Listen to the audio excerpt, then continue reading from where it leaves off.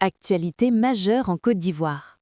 Alassane Ouattara entame officiellement un 4e mandat à la tête de l'État ivoirien dans un contexte politique à la fois symbolique et sensible.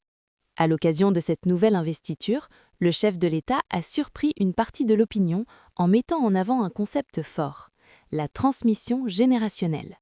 Une déclaration qui soulève de nombreuses interrogations sur l'avenir du pouvoir en Côte d'Ivoire et sur les véritables intentions du président.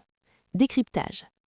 Réélu à l'issue d'un scrutin marqué par des débats et des tensions politiques, Alassane Ouattara a prêté serment pour un 4e mandat, affirmant vouloir placer cette nouvelle étape de son pouvoir sous le signe de la continuité, mais aussi du renouvellement.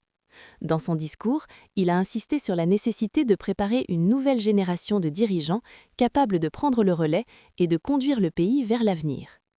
Selon le président ivoirien, cette transmission générationnelle vise à permettre à des responsables plus jeunes d'accéder progressivement aux plus hautes fonctions de l'État, tout en bénéficiant de l'expérience des aînés.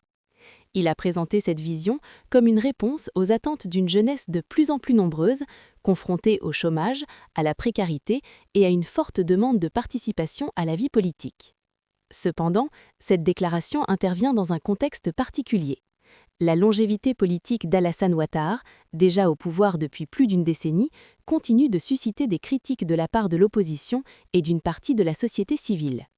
Pour certains observateurs, évoquer la transmission générationnelle tout en démarrant un 4e mandat peut apparaître comme une contradiction, voire une stratégie destinée à apaiser les tensions et à rassurer aussi bien l'opinion nationale que les partenaires internationaux.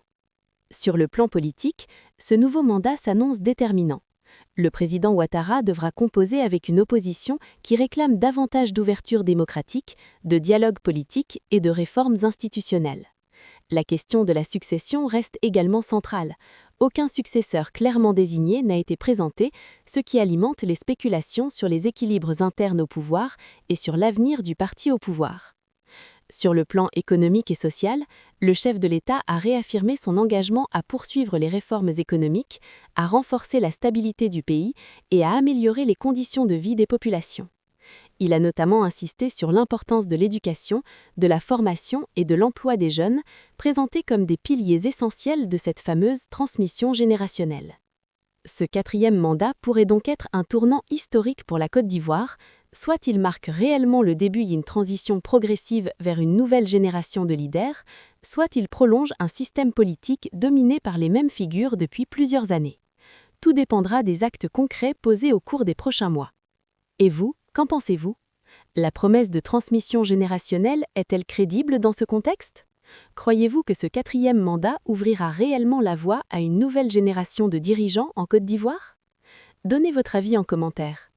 Abonnez-vous à la chaîne pour suivre toute l'actualité politique africaine, expliquée et analysée en profondeur chaque jour.